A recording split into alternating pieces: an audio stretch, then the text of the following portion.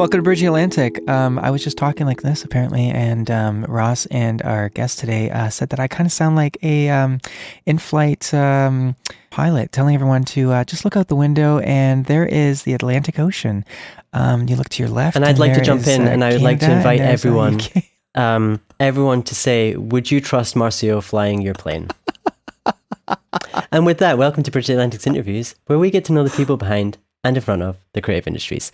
We're your hosts, music web designer Ross Barber-Smith from Scotland, owner of Electric Kiwi, where we create awesome custom websites for bands, artists, and musicians.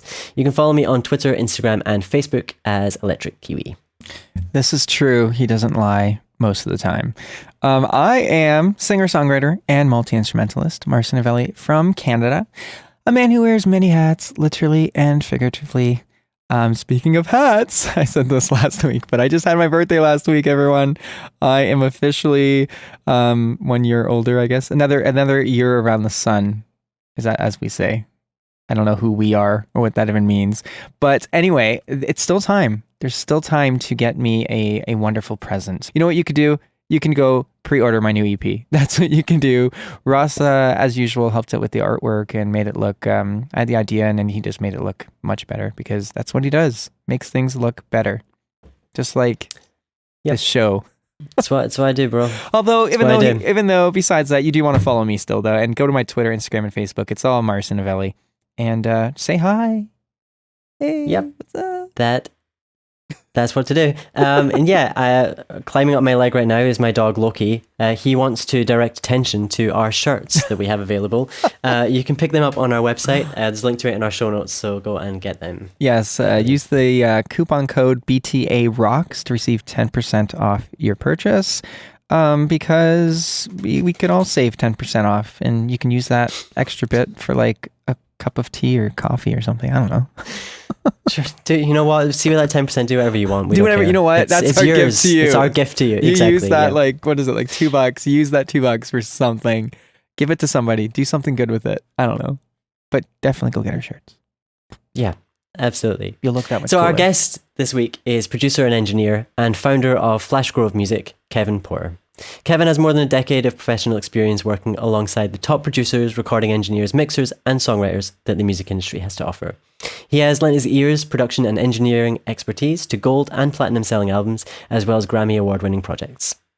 Kevin has engineered for some of the most successful music producers, artists, and songwriters on the planet, including Ryan Tedder, Mutt Lange, Neo, and Skylar Grey.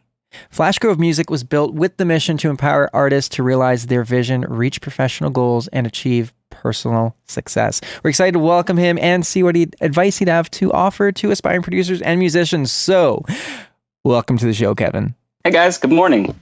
Good day, sir. Good day, and for Ross, it is good evening, isn't it? It's getting towards the evening here. Yeah, it's getting there. Good time, good, whatever. It's all good. It's all good. That's all that matters. It's all good. Yeah. It's all good. Ross and I like to banter and go on in the intro, but now it's your turn, okay, man? Because we want to know 3 things about yourself that everyone should know. 3 things about me. Not to put you on the spot, right? Right. Well, I'm in Los Angeles. Still early here. I've been here about 2.5 years. I started in New York. I was there for 8 years, working mainly as a recording engineer. Just found at a certain point, I had all these incredible opportunities to engineer for all these mega producers and songwriters and artists. But I found more and more often in recent years that they all flew back to LA at the end of the week. So I started thinking, man, maybe I'm in the wrong spot here. So it's been good, incredible area here with so many amazing musicians and artists and writers and studios. It's just a very, very exciting place to be. Point number 2, I'd say I've always been just the creator type. So from a very young age, it's just been fascinating to me to make something out of nothing, your little pieces of that. Absolutely. Long before music, there was, could have been a box of Legos or finding pieces of wood and tools in the garage and building a tree house or a bike ramp or whatever. So yeah, definitely that creative creator kind of type. Something from nothing, man. Yeah, yeah. That's what keeps this fun. That's right. Only 12 notes in Western music. I know, right? Endless possibilities. That's so cool. It is quite remarkable, actually. Keeps me going. Yeah. It's all out there somewhere. Sure. It's got to piece it together. That's it. They'll say point number 3. I'll make this like the job interview part where they say, Okay. tell us what your greatest weakness is. I like that. I like it. We never had this before, actually. This is good. It's good. Yeah. I'm a very, very detail-oriented person, almost to a fault. Sometimes that works for you. And I think as a music producer, audio mixer, you need that and need to be sort of the gatekeeper is quality control. But at the same time, you can just drive yourself nuts in the studio, trying to figure out what bothers anyone else versus me, or like if anyone else is ever going to hear this little edit or little mix tweak or whatever. So at a certain point, you got to just turn that off and let it go and put the music out, right? If the song never makes it off of your hard drive, are you really a music producer? Right, well, I can relate to that as an artist as well. I've been there, and yes, we all need the reminder to, you know what? Getting it out there is better than trying to make it perfect, but never letting anyone hear it. So one of our past guests said, done Kevin. Is better than perfect. Done is better than perfect. Thank you. That's what I need. That will definitely apply to my upcoming new full-length album. So I know. It's hard to switch it off. It's actually the hardest. I can pipe in. It's actually the hardest when you actually stop to get started again. So it's almost like don't stop. Like maybe take little breaks, but keep it going. Because I know for me with my new album, taking such a big break on it, it's like intimidating to get back to it. You know what I mean? Or it was intimidating to get back to it, but you just got to get to it, and then there you go. But yes, cool. Sure. Those are really cool. Yeah, I really like that. Yeah, we got to keep each other in check too sometimes. You know what I mean? We because we're all in the same industry, and we all, I think, can have similar habits. You know what I mean? So Kevin, you started your career in 2005 at Right Track Recording, and you worked your way up from an intern to engineer and mixer. What are some of the most valuable things that you learned by sort of working with established and experienced engineers? I know. I have no idea why I said it like that. What are the most valuable things that you learned through working with people who are already doing it, and how have you applied them to what you do now?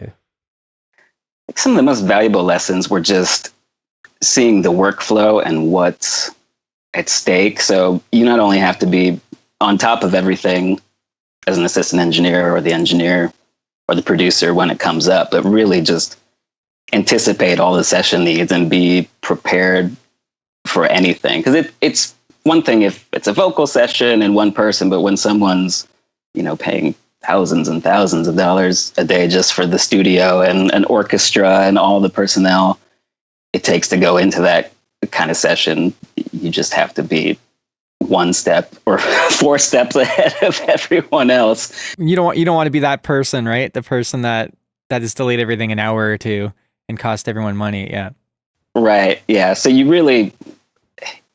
can tell the assistant engineers who are incredible almost always go on to be great engineers too. But if you're just sort of there spinning your wheels and like being in the studio and aren't really, really engaged and always pushing to reach that next level, then that's sort of the ceiling. So you really have to think like the engineer and beyond when you're the assistant engineer, and sort of your job to make the engineer look good.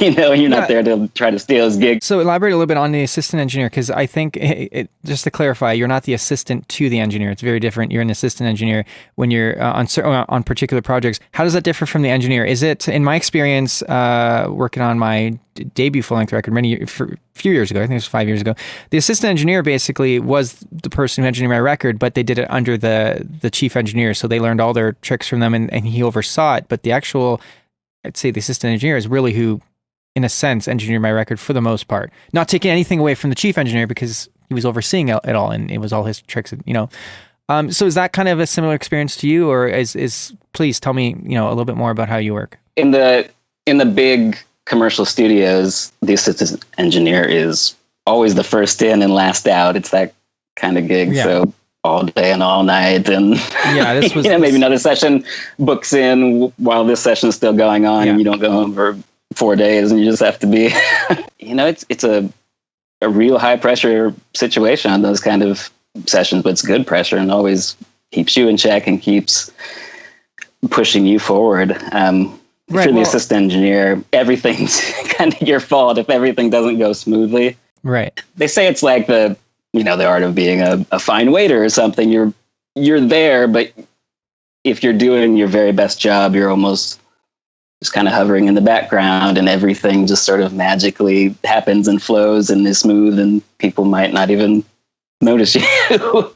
Right. So, but on the actual floor, so basically in the studio, so are you taking a bit of direction from the chief engineer, and you're off getting those drums set up. So that's kind of how it works. You're part of the team, and because there's certain producers and there's certain engineers when you at such a top level that like there's certain producers I've heard stories of that literally come in once a week for an hour and just direct their team, and the whole team is doing everything. But that person's getting. I'm not taking away, like, that person's built their name up to such a point where, and they've trained everyone. They know everyone knows exactly what that producer or engineer wants, because they all work together. So that, do you like being part of the team? Do you like being like in that situation where you're all coming together to work to create a great end result? Yeah, there's just such magic in that collaborative process. So it is really, really nice to be part of a team. And we're sort of at a point where you can do so much with a great computer and a minimal amount of software that it's easy to sort of shut yourself off. Well, I mean, we're just talking about not come up for air. We're just talking about assistant engineer, but you have done engineering work yourself. You've been a recording assistant. It seems like you wear many hats like me. Not literally for you though. You're sporting some lovely hairdo. Right. But you've been a mixing assistant. You've done many different things. And is that just because you love all things music? You love being, what's kind of, is this where you want to be? Is this what you want to do? Is this, is the engineering side, is that your passion out of all of it? Or is there something else you want to branch into as well, or what? I sort of love the whole process. I haven't assistant engineered in years, but that's, the solid foundation that leads to more recording engineering and then mixing and production. So that's sort of been the natural progression. I love that, and I'm always producing records and pushing for that. But I think my top priority and passion and long-term place I want to be is just that top tier of mixers. Because there's, we need 10 mixers on the planet who mix everything you hear on the radio. They're impossible to afford too.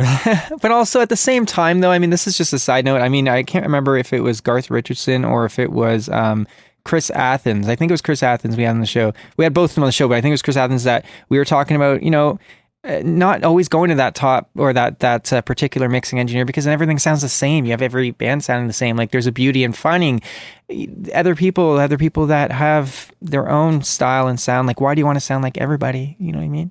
Once you get to these upper tiers of mixers, it's just expected that it's going to sound incredible. I think people get hired more for their taste, and they don't want you to just polish the rough mix a little bit. Certainly a rough mix can inform your intentions. I always want to listen to the rough mix first and talk to people and sort of understand what they're going for. For sure. But then I also want to creatively push it further and further, as much artistic liberty as the artist wants to give me as a mixer. I always try to take it there, which is sometimes a lot. It's really great. The artists I work with have such confidence that sometimes I'll come in just at the end and mix it, or sometimes I'll connect with an incredible singer-songwriter who just has a demo. I have this great song and a really basic progression. How do we make it, from the song idea to a finished record? So I'm completely comfortable and very happy to jump in anywhere along that timeline, the creative process, and just do whatever. Maybe you and I will be talking at some point, because I definitely respect, I like mixing, but I definitely, and I particularly like mixing acoustic projects. I do that for myself. But when it comes to full-length albums, I really have a respect for just great mixing engineers, and I'm I'm pretty open to allowing creative input in the sonic space, because it's amazing. You can have 10 different mixes and the song will sound completely different. Not just like, generally, like you can actually completely change the song.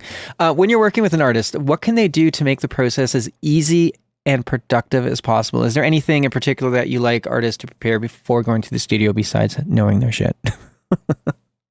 Yeah, you'd be surprised how often that is the hurdle. Once you get to those top tiers of studio musicians, they're incredible. They're either prepared to know the material really well or just so incredibly talented that they can just go off. Sight read and take one's incredible. But yeah, so I'd say that's advice for younger folks who are newer to the studio. Just know that your time, the studio's time, everyone's time is very valuable. And so if you're going to invest that money in getting it done right in a studio, don't waste time. Know exactly what you're going to do. Have everything blocked out. 3 hours for tracking this, then 10-minute changeover for this, and then we're tracking vocals, and then we're going to edit. Because time is money. Time is money, and most of us don't have much of either. Really. No, it's not unlimited. I mean, no. Music industry is getting squeezed more than ever, and it's not just people trying to break in. The top budgets just aren't what they used to be. But let's lighten it up a little bit. And Kevin, are you ready for 20 questions? Yes, let's do it. Coffee or tea? Coffee. Meat or veggies? Veggies. Twitter or Facebook? Facebook. Talent or attitude? Attitude. I already know the answer to this one because we figured this out in our troubleshooting session beforehand. Mac or PC? Mac. Indiana or California? California. California. See, I just guessed it. Yoga or yogurt? Yogurt. Pro Tools or Ableton? Pro Tools. It's still a go-to, even though I use Cubase. Style or substance? Style. Oh, interesting. I'm surprised by that one. Friends or Seinfeld? Seinfeld. Canada or Scotland? Canada. Sorry. I kind of geared that I one. had to pick one. You do have to pick one. You think that's the toughest one. You'll see. Maybe you're not welcome here anymore. Just saying. Ouch. Just wow, saying. he went harsh there. Wow. Yeah. Yeah, I don't know if they'll let me back in. That's true. I think you'll be okay. I don't think Ross has a the safe space Scottish for government you. pays attention to this show, so I think you're all right. Oh, You're okay. No one pays attention to this show. Don't worry, Kevin. Education or experience? Experience. I want to know this one because I didn't want to know the other ones apparently. I want to know this one. Digital or analog? Digital. I'm with you. The Office or Arrested Development? Office. Well, come on. Our past guest, Melora Hardin, was on The Office. And I mean, got to go with her. She's awesome. Marvel or DC? Great show. Marvel. Michael Jackson or Michael Bolton? Yeah. Michael Jackson. Celine Dion or Marilyn Manson? Celine. I knew you'd pick Celine. Just knew. I don't know. Kevin, I don't want you to overthink this question because people have in the past. Mm-hmm. Whale or kale? Kale. You're a healthy eater, aren't you? I try to be. You picked veggies and kale. Try to be a healthy eater. The vegan of the two co-hosts here, which is me, and I never stop to tell people that because, that's what vegans do. We tell everyone that we're vegan. I'm very proud of you. Very proud of you. Could be a very polarizing issue. Yeah, that's why we got Ross here to balance it out. My worst eating habit is just forgetting to eat, which sounds absurd. Sounds like all of us. No, I forget to eat all Ross, the how time. many times do I tell you to take a break and go eat something? All the time, and then sometimes I say I have and I haven't. Are you serious? I don't want Does you it to shut tell me up? me. Oh Yeah. my God. Because sometimes I'm so hungry, Yeah. I have to eat dinner. I'm like, Yeah. when are you going to eat dinner? He's like, in 2 hours. And I'm just like, just eat something now. And he's like, no. I'm just like, okay, then stop And being then sometimes crabby. I'm like, yeah, but I did. It's because it's the dad in me. It's because I'm a dad and I know I when know. when the kids get crabby, they need a snack. And just like Ross, Right. Daddy comes here and I say, Ross, do you need a snack? You need to just go get a snack. Have some water. Take a time out. Yeah. Everything's gonna be okay. Kevin, Bette Midler or the Riddler? The Riddler. They rhyme. Again, they rhyme. That's all it Yeah. is. And we always tell people this. We're It's really all it is. mature. I think that we should it's time to update these questions soon, Ross. I think we should ask people for some suggestions on our socials. So let us know of anyone listening. If there's anyone actually listening to this right now, if anyone's actually tuning in, let us know. give us some suggestions for 20 questions you want to hear. And particularly if you go to our Patreon, I'm just jumping on here, you actually get a chance to ask our guest questions too. Just want to remind you of that. Anyway, the final question. Yep, final question is Ross or Marcio? Mm-hmm. Oh no, can't pick one. Oh, but you can. I'll go with Ross just because Scotland got shortchanged. So I thought you were going to say I'm going to go with Ross because everybody goes with Ross and Ross just always wins and Marcio gets No. 1 out of every 10 that Ross wins. It's always awkward is that I'm the one who follows up. I know. I follow up the advice section of our show, which comes right after our 20 questions, not to give away too many of our secrets to our listeners. But I usually lose. So we're just like Ross and Marcio and I lose and I'm like, So anyway, for artists who are looking for a producer to work with, where should they start? What questions should they be asking? Let us know. I'd say experience is the top thing. Also, just an understanding of your project, I'd say is equal. It's easy to get caught up in just credits and names and what this person has worked on. But really just finding a producer who understands you, understands your music, the genre, what you're going for, and someone who understands what to do versus what not to do. I think kind of control freaks, like myself included. Like, one more thing, we also just have to keep ourselves in check but finding someone who's not making it about them and understands what best serves the song. That's the same thing Garth Richardson said. Yeah, the same thing Garth Richardson said. It's about the song. In fact, his line is, the song should be the biggest ego in the room. Yeah, absolutely. A variation on that. Gotta do what's right for the song. Absolutely. Yeah, and to flip the script a little bit, like for aspiring producers and engineers, how can they best prepare themselves for either working with an existing studio or starting up their own, or just working with an artist in general? What advice would you give them? I'd say someone who's starting out or looking to get into this, you just have to know with sort of every fiber of your being that there's nothing else that you would be happy doing.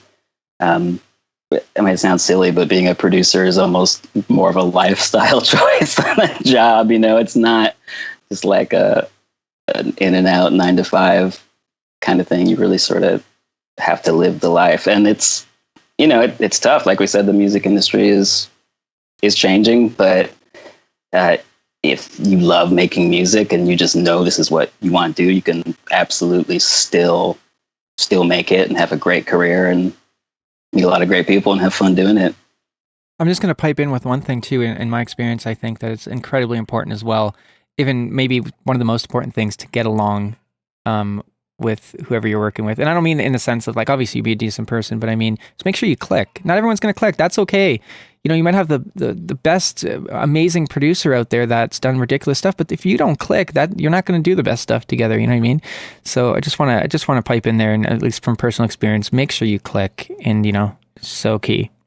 And it's okay if you don't. Right. Because you're looking for someone who you're comfortable with spending 15 hours a day plus in the studio. So if you have, as the artist, it's so vulnerable, and right. So much of it is just trust as well. Before I start working with anyone, I always grab coffee with them, and just feel them out, see where they're at, where they want to go as an artist. And so much of that is just building that initial trust and rapport, and like the artist or the writer be comfortable with spilling it to you, right? Because the artist, you're just putting it all out there. Some of the things that may be really difficult to talk about end up being some of the most incredible pieces of art and music. So you really have to get people to let their guard down and be comfortable with just putting it out there. For sure.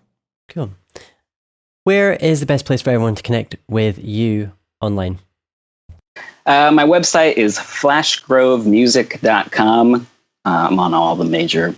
What's your favorite social? What's the one you're most engaging on? Facebook or Instagram. Okay. So not Twitter. I like Twitter, but I'm Yeah. just too long-winded sometimes when I talk about For sure. this stuff. I feel like if you only get 140 characters, it's usually like a link to something in a few words. I just have more to say in a given post than Twitter allows, I guess. Sure.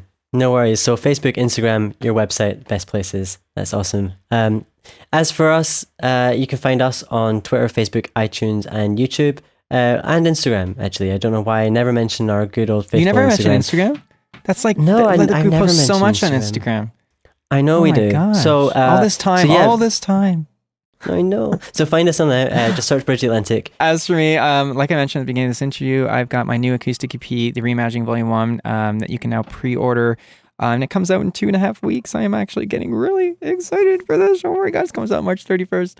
Also working on my second full-length solo album. And you can get them both at marcinavilla.com/pledge if you want. I've made things incredibly affordable. So for a very, very, very small fee, you can actually get both of them. I shouldn't even call it fee. It's not a fee. It's not a donation. You are part of the experience, people. You really are. I've got some cool stuff up in there. And anyway, want to know more about that? Follow me on Twitter, Facebook, and Instagram. And I'm also on Spotify and all those services that allow you to hear my music. And I get 0.0000000 cents for it. Just search Marcio Novelli. And Ross, should people say hi? I think people should say hi. I really like it if People they should say hi. And maybe I they'll think be lucky people enough should to definitely hear a little bit more of my airplane. Just look over to the left and you'll see my Twitter. And look over to the right, you'll see my Facebook. And if you keep going straight, we're going straight to my YouTube channel, which will actually have some new music videos.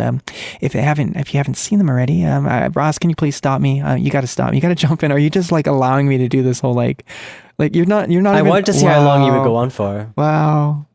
I was just trying to see like when you'd run out of steam. I'm supposed to lean on you. We're supposed to lean on each other, you know. But this is kind of my own little personal experiment. Again, kicking me while I'm down, okay? I already always lose. My ego is already shattered. Oh, Marcio. And as for me, I'm working on websites for various artists at the moment, and you can check out my work at electrickiwi.co.uk. You'll find me on Twitter and Instagram as Electric Kiwi, and on Facebook, Electric Kiwi Design. This episode was brought to you by Chris Keaton, Joe Centenary, Buck Naked Soap Company, 30 Roses, and Social Surge. They are all wonderful companies. And I'm not just saying that because they keep the show live. So go check them out. The links to each of them are in our show's notes. Yeah. Yes, they are, Marcio. And if you'd like to be one of those awesome people and help keep this show alive, just visit patreon.com/bridge the Atlantic. And if you want to hear more or less of Marcio's pilot impression, please let us know. Either way, I think we will be hearing less of it. But, you know, feel free to make your voice heard. And if you like it, then let us know. And we'll, you know, maybe he'll record a personal greeting for you on your phone or something. God. Like, really? This is what I got to put up with, people. Do you see what I have to put up with? You see what I have to put up with? It's rough, man. It's rough. Kevin, honestly, man, thanks for coming to the show. It's really cool to have had you on here, and thanks for sharing some advice. Some valuable advice, I think, too. Of course. Thank you so much for having me.